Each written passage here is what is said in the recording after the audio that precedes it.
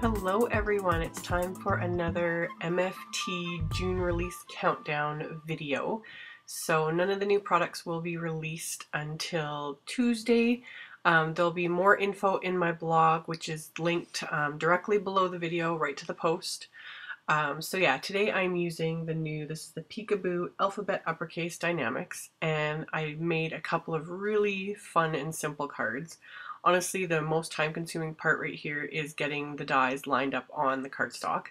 So you could also use a ruler and draw a light pencil line to have everything lined up. I just kind of eyeball it and go with it. But yeah, if you have a really hard time with that or just want to make sure everything's straight, I would just draw a quick little pencil line. And then I've got a piece of painter's tape that you saw I had pressed onto my shirt sleeve. I actually did that a few times so it's not super sticky, because when you run it through your die cut machine, the pressure of the machine almost fuses the tape to your cardstock. And I actually ended up having to do this a couple times when I was making the previous card, which I will show at the end of the video. But yeah, it tore the cardstock. So you just press it against your clothing to kind of remove some of the sticky. And then that way it's enough to hold everything in place, but it doesn't fuse to the paper. And you can see here I'm kind of being fairly gentle, just peeling up the tape so that it doesn't tear the cardstock. It's mostly just on those two edges there where it's really like stuck more. But just gently peel it off and then you're good to go. And then with dies like this that leave lots of little tiny pieces stuck to my cutting plates, which I use a million times over, you can see this thing is used and abused. I just use one of my metal spatulas to scrape it right off into the garbage. Super easy. So rather than having those little pieces get caught up in other die cuts, you know, and leaving marks, I always make sure to scrape everything off. And then with dies like this, that die cut like tons of little holes and you've got all these little pieces that need to come out, there's a couple ways you can get rid of that. One is cutting with a metal shim in place. That just creates more pressure, and then most of those end up coming out when you pull off the die. Or you can use the painter's tape again and just kind of pull them out from the back side like I showed there. Or what I prefer to do is I just take a pin and quickly go through and it pops them all out. And again, I do that over my cutting plate so that I can just pick that up and toss all the little pieces in the garbage, and then we're good to go. So once I was done with all of that, I grabbed, this is the new Smile stamp set. So it has its own big smile stamp, but obviously since I die cut that, I just wanted to use one of the little companion stamps. So I inked it up with the My Favorite Things Black Licorice Hybrid ink and stamped that into place. And then this is the fun part. I just trimmed down a bunch of scraps of different colors of cardstock. I decided for this card to do more of like a rainbow theme.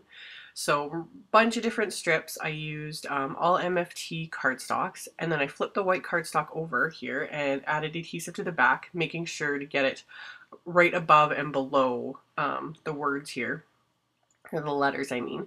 So really easy, and you could be not as careful if you wanted, but I find with strips of cardstock like this, because they had straight edges, it was easier to just line it up along the top and then have it only hanging off the bottom there, so that I only have to trim one side off.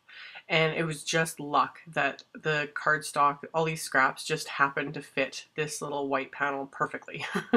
So I didn't have to cut any more cardstock, and I only have the one edge to trim off.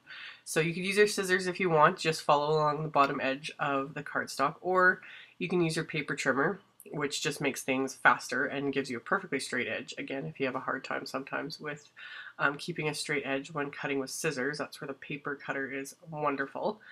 And then for the card base, I have a piece of MFT's grape jelly cardstock that I had cut to 4 7/8 by 7 inches and then scored at 3.5.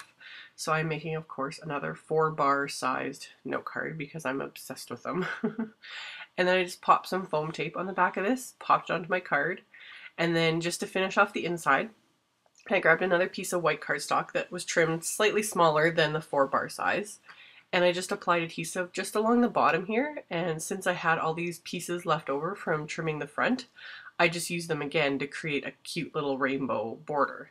So I just lined everything up using my grid line as kind of a guide there to make sure the pieces are straight, and then I'm just going to flip it over, run it through my little paper cutter again to trim it off, and that's all there was to it. So really easy, really fun to see the colors kind of peeking through all the holes in these die cut letters. And of course, like I said, I made a second card with the same technique. It was the one I did previous to filming, and then I thought it would just be easier to film the video to show you guys what I did rather than explain it.